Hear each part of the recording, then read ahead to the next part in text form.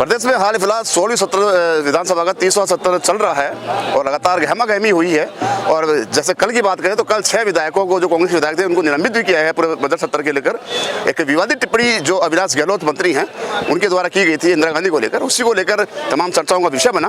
खैर, हाल फिलहाल मैं एक बार दिखाना चाहूँगा, कैमरा पर्सन जाकर दिखाएं, ये बीजेपी कार्यालय है मेरे पीछे, जहाँ पे भव्य तरीके से इनको सजाया गया है। ऐसा इसलिए है क्योंकि आज मदन राठौड़ को कार्यवाहक की कुर्सी से हटाकर उनको परमानेंट प्रदेश अध्यक्ष बना दिया गया है। हाल फिलहाल तमाम जो यहाँ पे बीजेपी के नेता हैं वो यहाँ पे मौजूद हैं और ढोल नगाड़ों से इनका स्वागत किया जा रहा है। तमाम जो सीएम बैजनाथ की बात करें या बात करें अन्य नेताओं की, वो यहाँ पहुंचे हैं। तमाम विधायकों को यहाँ पे बुलाया गया है, खाने का प्रोग्राम भी किया गया। खैर, मेरे साथ खनेला विधायक सुभाष मीर साथ मौजूद हैं, मैं उनसे बात कर लेता हूँ क्या पूरा मामला है। सर, पहली बात तो बताइए कि राठौड़ साहब को वापस एक बार अहम जिम्मेदारी दी गई है।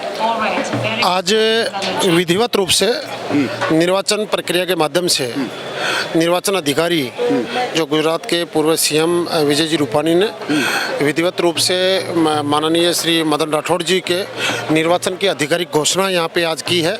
इससे पूरे प्रदेश में भारतीय जनता पार्टी के कार्यकर्ताओं में उत्साह का माहौल है और आप देख रहे हैं जैसे ढोल नगाड़े और सभी कार्यकर्ता खुशी से, बहुत अच्छा खुशी का यहाँ पे माहौल है। उनको एक महत्वपूर्ण जिम्मेदारी मिली है, तो हम सब के लिए एक बहुत खुशी की बात। और आपके चैनल के माध्यम से सभी प्रदेशवासियों को, भारतीय जनता पार्टी के कार्यकर्ताओं को और माननीय मदन राठौड़ जी को मैं बहुत बहुत बधाई और शुभकामनाएं देता हूँ। किस प्रकार कार्यकाल रहने वाला है मदन राठौड़ जी का, क्योंकि पहले कवायद की जा रही थी कि बनेंगे नहीं बनेंगे, लेकिन हाल फिलहाल उनको एक जिम्मेदारी दे दी गई है, तो लगता है कि कहीं ना कहीं जनता के जो वायदे है, उम्मीद है, वो खरे उतरेंगे। निश्चित रूप से जो उनके कार्य करने का तरीका है, जो समर्पित भाव से और जो मेहनत जो वो करते हैं, जब वो कार्यवाहक अध्यक्ष के रूप में पिछले 7 महीने का उनका कार्यकाल देखें तो निश्चित रूप से जब उनके कार्यवाहक अध्यक्ष के तौर पर जब प्रदेश के अंदर जो भी चुनाव हुए हैं, चाहे वो विधानसभा के उपचुनाव हुए हैं, आपने देखा है कि 7 में से 5 उपचुनाव पार्टी ने यहाँ पे जीते हैं। अभी हाल ही में जो पंचायत राज के उपचुनाव हुए हैं उनमें से भी 16 में से 12 चुनाव भारतीय जनता पार्टी ने जीते हैं। तो निश्चित रूप से इनके जो कार्यशैली है और जो एक समृद्ध भाव से काम करने का जो पार्टी के प्रति तरीका है, वो निश्चित रूप से पार्टी बहुत ही मजबूत संगठन इसमें निकल के आएगा, ये मैं आपसे कहना चाहता हूँ। आप खंडला से आते हैं, खंडला विधानसभा से आते हैं और आप अच्छे मतों से विजय होकर आए हैं। उम्मीदें जनता की आपसे बहुत हैं, विकास कार्यों को बात कर ले, जो आप बात कर ले, पेयजल समस्या को बात कर ले, क्योंकि गर्मी आने वाली है, सर्दियों में स्थिति खराब होती है राजस्थान में, तो विशेषकर अपन शेखावटी इलाके से हैं, तो क्या आपका प्लान है पूरे आगे का?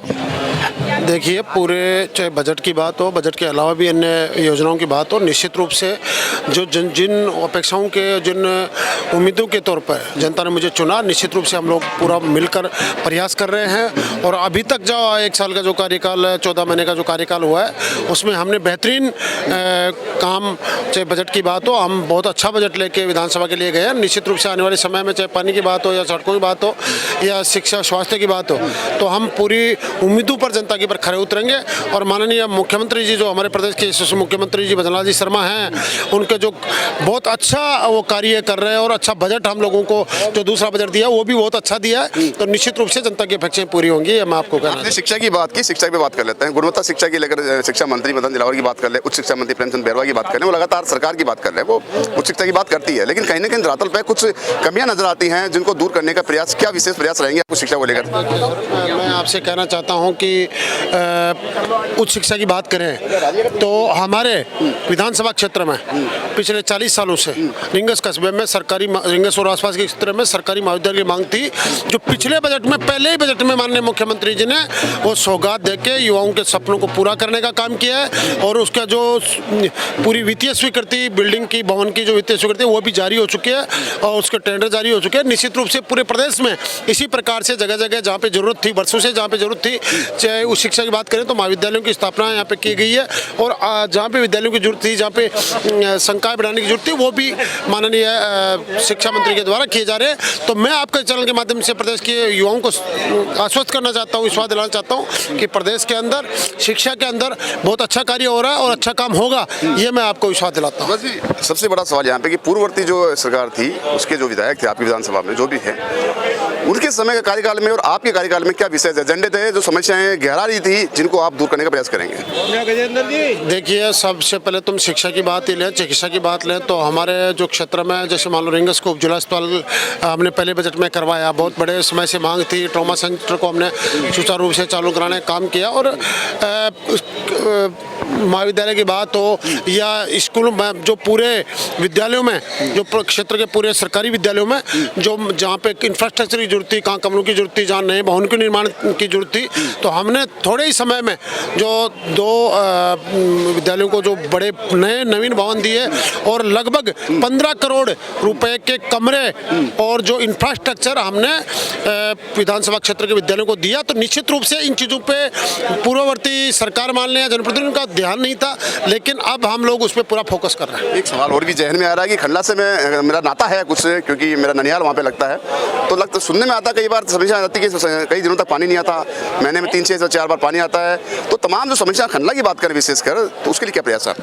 इसके लिए हमारे प्रयास हैं। हम जो हमारा जो सबसे पहले हम सभी जनप्रतिनिधियों की मांग पे माननीय मुख्यमंत्री जी ने इसकी गंभीरता को समझते हुए यमुना जल समझौता किया और उसके ऊपर अब डीपीआर का काम चल रहा है।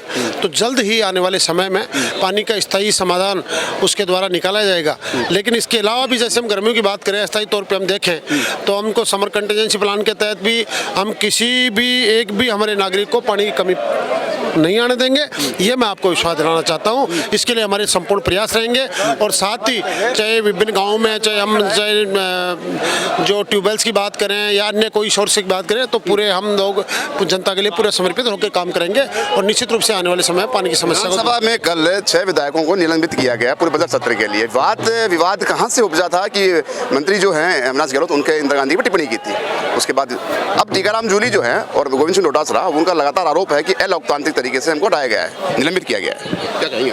देखिए, जब सदन में जब हमारे मंत्री जी ने इंदिरा गांधी जी के बारे में दादी शब्द का इस्तेमाल किया, तो दादी शब्द हम सब लोग आम भाषा में भी एक बहुत सम्मानीय शब्द के तौर पर, हम जो गांव में जो वास्तव में हमारी दादी नहीं होती लेकिन जो बहुत सम्मानीय महिला होती है, उसके लिए भी हम सब लोग, आप भी लेते हैं, हम भी लेते हैं, हम दादी शब्द का इस्तेमाल करते हैं। तो कहीं भी ऐसा कोई, मेरे नज़रों में ऐसा कोई अपमानजनक शब्द नहीं है, लेकिन फिर भी अगर उनको लगा तो वो कह सकते थे। लेकिन इसके द्वारा हम एक अमर्यादित तरीके से या असंवैधानिक तरीके से, हम जब डाइस पे जब स्पीकर एक बहुत जो सम्मान का पद वहाँ पे होता है और जिसके माध्यम से ही पूरी विधानसभा की जो प्रक्रियाएं संचालित होती हैं नियमों के द्वारा, विधि द्वारा, तो उसके डाइस के ऊपर चढ़ना और उनकी तरफ ऐसे करना कि मान लो हम हमला करने जा रहे हैं, तो ऐसा करना एक लोकतांत्रिक है। इनके पास में सरकार के विरोध में कहने के लिए कोई शब्द नहीं है, इसलिए ये रोज का एक विरोधाभास की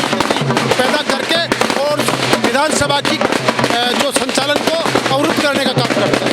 धन्यवाद। देखिए, ये थे मेरे साथ युवा जो हैं विधायक बने हैं और युवा विधायक ने ही यहाँ पे साफ कर दिया है कि अब सरकार में जो भी जितने तमाम मंत्री हैं, बात करें मदन राठौड़ की, जो प्रदेश सरकार बनाए गए हैं, जिनका खुशी यहाँ पे भव्य तरीके से मनाई गई है, वो एक अच्छा निर्णय लेंगे और जनता को सौगात देंगे। वहीं पे बात करें अपने विधानसभा क्षेत्र की, तो अपने विधानसभा क्षेत्र के भी कुछ जो कार्य अधूरे रहे हैं उनको ये पूरा करने का काम करेंगे। युवा हैं और युवाओं की जरूर सोचते हैं। राकेश वर्मा के साथ संदीप अग्रवाल, गोल्डन न्यूज़, जयपुर।